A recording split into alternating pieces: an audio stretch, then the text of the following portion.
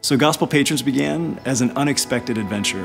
My wife and I were traveling. We found ourselves in Sydney, Australia, meeting with a friend of a friend. He was a business leader, and we began to talk about generosity.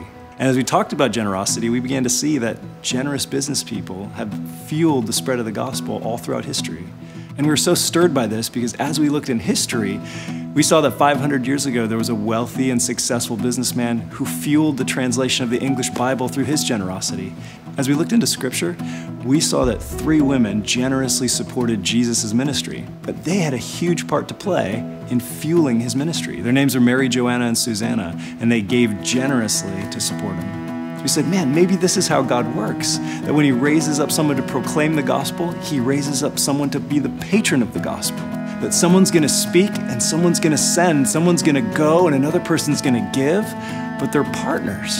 They work together in the same body, the same mission, as partners in the work of the gospel. And so with this fresh vision, we began to dream, what if our generation grabbed a hold of this idea? What if we caught this vision of our part to play? And we raised up new leaders all around the world, in cities all around the world, to see God use us as either proclaimers or patrons of the gospel. And this is our hope, that moving forward, we would see a fresh outpouring of generosity as all of us find our parts to play. I mean, Jesus is still working. The crowd in heaven is cheering, and the finish line is just ahead. Let's run.